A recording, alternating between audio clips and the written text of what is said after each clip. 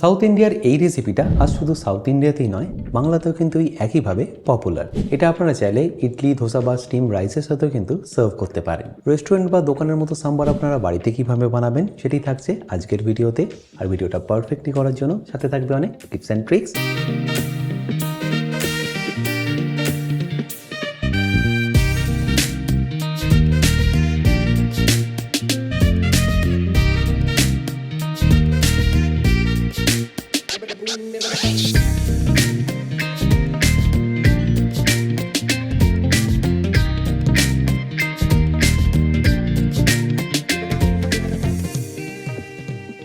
By the way, আমি chef Atanu, আপনারা দেখছেন অতনুর রান্নাঘর।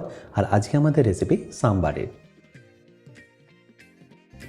তাহলে সাম্বার বানানোর জন্য সবার প্রথমে আমি এখানে নিয়ে নিচ্ছি 500 গ্রাম অরহর ডাল। আর এই অরহর ডাল বা তুর ডালটাকে আমি কিন্তু আগে থেকেই ভিজিয়ে রেখেছি, মোটামুটি 2 থেকে 3 ঘন্টা ভিজিয়ে রাখলেই হবে। এবার এই ডালটাকে সেদ্ধ করার জন্য আমি ডাইরেক্টলি নিয়ে নিচ্ছি প্রেশার কুকারের মধ্যে।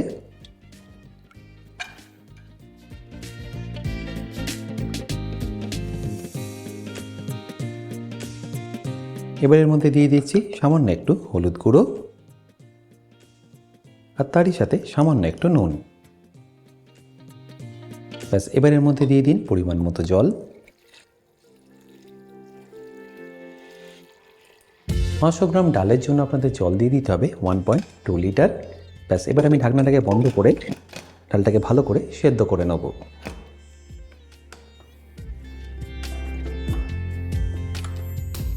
ডালটা এখানে আপনাদের একটু ওভারকুক করতে হবে, তাই এখানে 3টে সিটি দিয়ে দিলে কিন্তু পারফেক্ট হবে। আচ্ছা, এখানে বলে রাখি, আপনারা যারা অতনু রান্না করে ইউটেন্সিলগুলো কিনে নিতে চাইছেন, লিঙ্ক আমি ডেসক্রিপশন বক্সে দিয়ে রেখেছি। অ্যামাজন থেকে সেটা আপনারা ইজিলি কিনে নিতে পারবেন।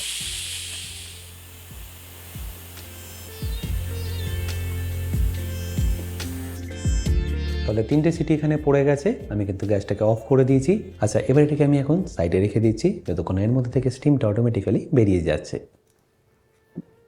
এবার দোকান থেকে না কিনে সাম্বার মশলা আপনারা বাড়িতে কিভাবে বানাবেন দেখে নিন।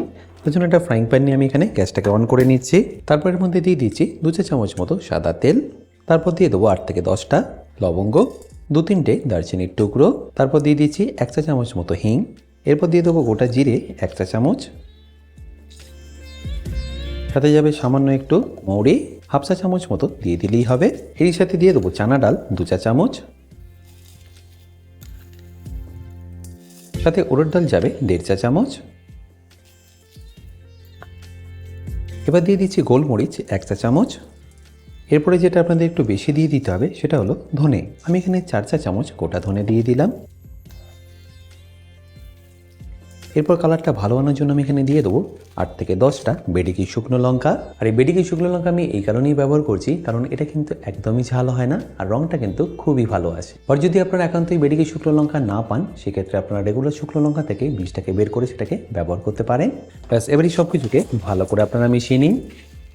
আর ততক্ষণ ভাজুন যতক্ষণ এর মধ্যে থেকে খুব সুন্দর একটা ফ্লেভার ছেড়ে দিচ্ছে। এটা ভাজার সময় ফ্লেমটা কিন্তু আপনাদের লো টু মিডিয়ামই রাখতে হবে।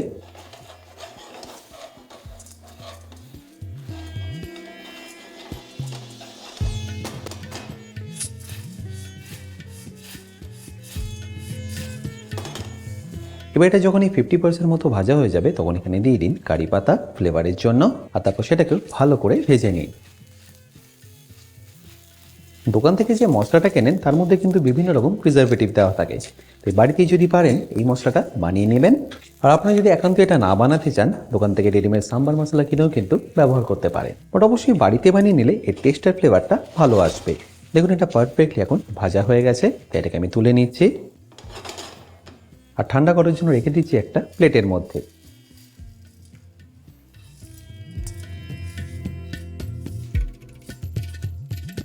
ব্যাস, এবার এটাকে ঠান্ডা করে পাউডার করে নিন। এই মশলাটা কিন্তু আপনারা মিনিমাম 2 থেকে 3 সপ্তাহ এয়ারটাইট বক্সে রেখে ব্যবহার করতে পারেন। তাই যদি বানান তাহলে একটু বেশি পরিমাণে আপনারা এটাকে বানিয়ে নিতে পারেন। এবার ফাইনালি সাম্বারটা বানানোর জন্য আমি এখানে একটা লাগান নিয়ে গ্যাসটাকে অন করে নিয়েছি। আর লাগানটা একবার গরম হয়ে গেলেই আমি এখানে দিয়ে দেবো সাদা তেল। সাদা তেল এখানে আপনাদের খুব বেশি লাগবে না, 4 থেকে 5 চা চামচ দিয়ে দিলেই হবে।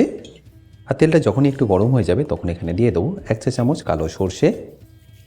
তারই সাথে যাবে শুকনো লঙ্কা। আপনারা যদি এরকম শুকনো লঙ্কা না পান সেক্ষেত্রে আপনারা রেগুলার শুকনো লঙ্কাও ব্যবহার করতে পারেন। তারপর এখানে দিয়ে দিচ্ছি চপ করা আদা আর তারই সাথে কাঁচা লঙ্কা। এরপর ফ্লেভারের জন্য কারি পাতা দিয়ে এটাকে ভালো করে মেশাতে থাকুন। ভালো করে একবার মেশানো হয়ে গেলে এখানে দিয়ে দিন পেঁয়াজ। আমি এখানে দেশি পেঁয়াজ বা ছোটো পেঁয়াজ ব্যবহার করলাম। আপনারা চাইলে রেগুলার পেঁয়াজকে ছোটোভাবে কেটেও কিন্তু ব্যবহার করতে পারেন। আর পেঁয়াজটা একটু হালকা ভাজা হয়ে গেলে আমি এখানে দিয়ে দেবো টমেটো। আমি এখানে 200 গ্রাম ছোটো পেঁয়াজ আর 300 গ্রাম টমেটো ব্যবহার করলাম।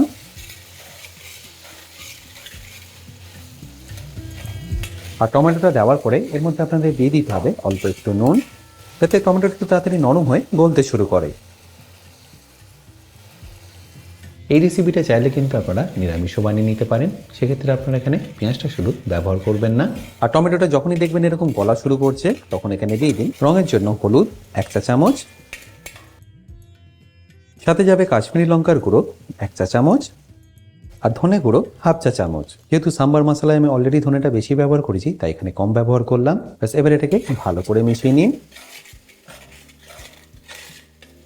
আর ভালো করে মেশানো হয়ে গেল দিয়ে দিন এখানে ভেজিটেবলগুলো। আমি এখানে ভেজিটেবলের মধ্যে ব্যবহার করলাম আলু। আমি এখানে 3টে আলুকে মিডিয়াম সাইজের কেটে ব্যবহার করলাম। আর তারই সাথে দিয়ে দিচ্ছি গাজর, ডাঁটা, লাউ, কুমড়ো আর বিনস।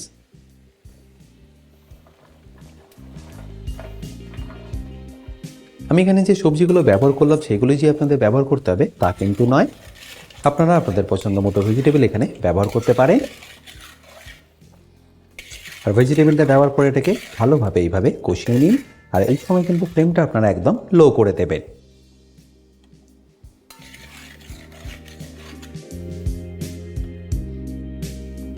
আর ফ্লেমটা লো করার পরে এটাকে ঢাকা দিয়ে এইভাবেই কুক করে নিন 3 থেকে 4 মিনিটের জন্য। এইভাবে কুক করলে দেখবেন ভেজিটেবল থেকে তার ময়েশ্চারটা কিন্তু আস্তে আস্তে বেরিয়ে আসবে, সেই জন্য সাম্বারের টেস্টটাও আরও সুন্দর হবে। মোটামুটি 3 থেকে 4 মিনিট পরে ঢাকনাটা আমি আপনাদের সরিয়ে দেখাচ্ছি। দেখুন ভেজিটেবল থেকে আস্তে আস্তে কিন্তু জলটা ছাড়া শুরু করেছে। ব্যাস এই স্টেজে আমি এখানে দিয়ে দেবো গরম জল।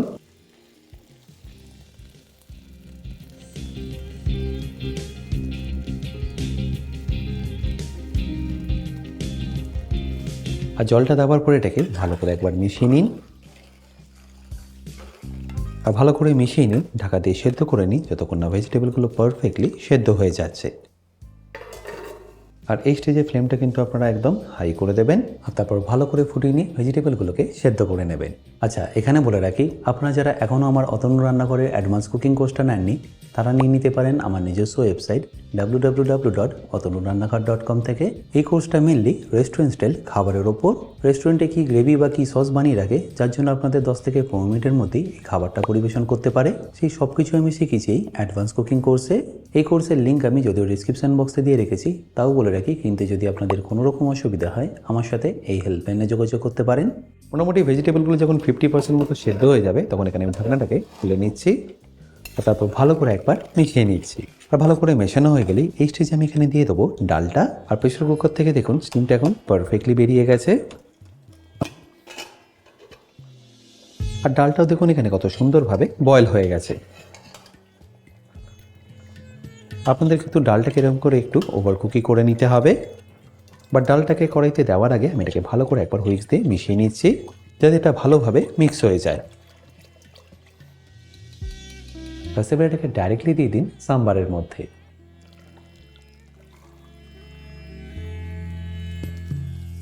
আর দেওয়ার পরে ফ্লেমটাকে হাই রেখে এটাকে ভালো করে মিশিয়ে নিন।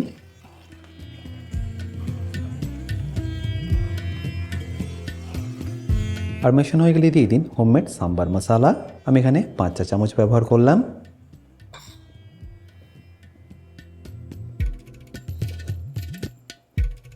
এরই সাথে দিয়ে দিন ট্যামারিন পাল্প বা তেঁতুলের পাল্প 3 চা চামচ মতো। এরই সাথে দিয়ে দিন অল্প একটু গুড়। ব্যাস তারপর ফাইনালি এটাকে ভালো করে একবার মিশিয়ে নিন।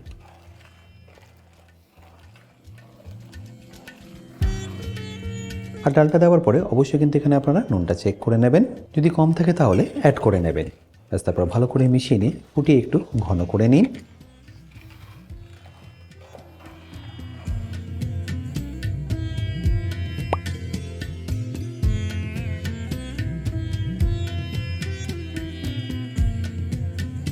এবার যখনই দেখবেন একটু ঘন হয়ে গেছে আর টেক্সচারটা ঠিক এরকম চলে এসছে, তখন এটাকে আপনারা বন্ধ করে দিন। মনে রাখবেন এটা যত ঠান্ডা হবে আস্তে আস্তে কিন্তু গাঢ় হতে থাকবে, তাই এই স্টেজে এটাকে আপনাদের বন্ধ করে দিতে হবে। আমি এখানে আপনাদের ভেজিটেবলগুলোকেও দেখিয়ে দিচ্ছি। দেখুন একদম পারফেক্টলি কিন্তু সেদ্ধ হয়ে গেছে। ব্যাস এবার ফাইনালি এটাকে আমি ফিনিশ করব অল্প একটু ধনেপাতা দিয়ে।